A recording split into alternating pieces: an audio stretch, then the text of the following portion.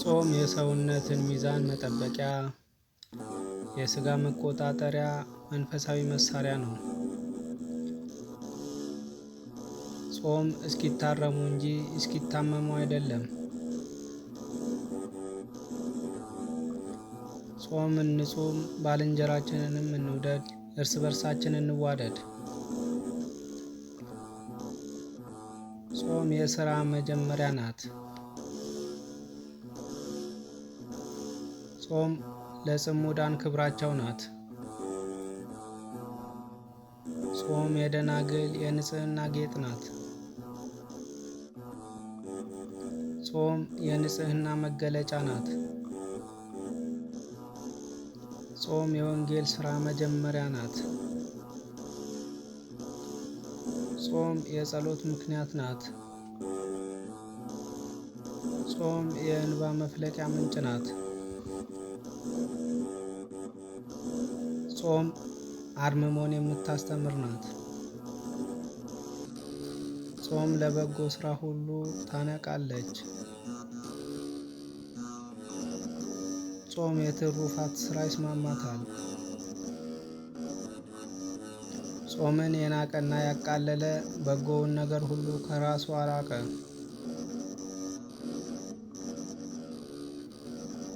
ጾም ጸሎት ከስግደት ከምጽዋት ጋር ከሆነ የጦር ዕቃ ነው። ጾም የነፍስ ቁስል ኃጢአትን ታድናለች። የሥጋ ፍላጎቶች የሆኑትን ሁሉ ቸል ታሰኛለች። ለወጣቶችም ጥሞናን ታስተምራለች። እነሆ ሙሴ በደብረ ሲና ጾሟልና። ጾም የሥጋ ምኞት የሚያጠፋ የነፍስ ቁስል የሚፈውስ መንፈሳዊ መሳሪያ ነው።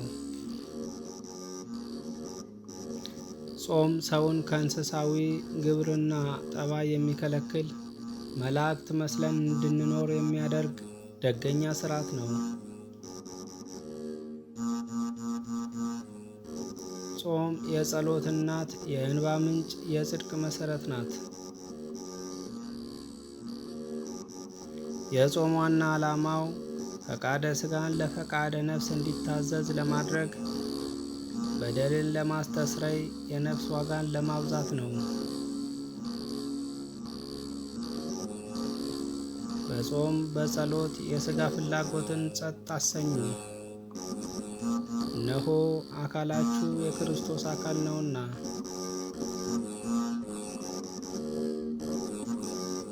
ጾም ከሰይጣን ሥራ ሁሉ ርቆ ስለ ራስና ስለ ሕዝብ ስርየተ አበሳ ሰላምና በረከትን ለመለመን ፊትን ወደ እግዚአብሔር ማቅናት ነው። ከጾም ፍቅር ይበልጣል።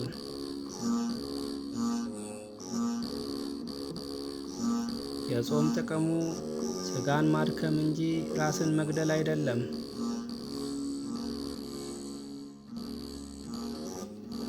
ጾምን እንጹም፣ ወንድሞቻችንን እንውደድ። እነሆ ጌታ በወንጌል ስለ እኛ ራሱ ጾሞ ጹሙ ብሎ አዞናልና። ሰው ጾም በጀመረ ጊዜ በጾሙ ሕሊናው በጸሎት ከእግዚአብሔር ጋር መነጋገር ይጀምራል።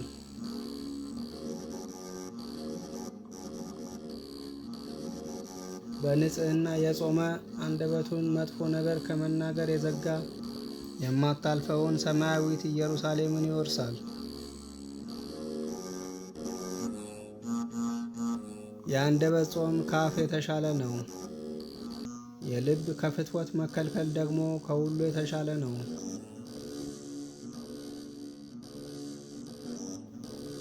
በሥጋችሁ ፈቃድ በመገዛት ያሳለፋችሁት ዘመን ይበቃችኋል።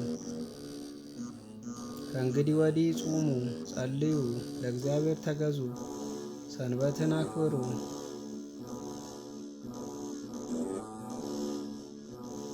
በፈቃደኝነት ላይ የተመሰረተ ጾም በነፍስ ተቆጣጣሪነት ሥጋን የምናስተዳድርበት ነው።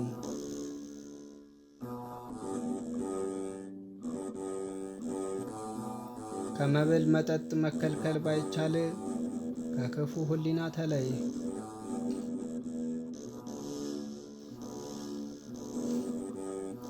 ከምግብ የሚጾሙ በሐሜት የሰዎችን ሥጋ ከመብላት የማይጾሙት ጾም ከንቱ ነው።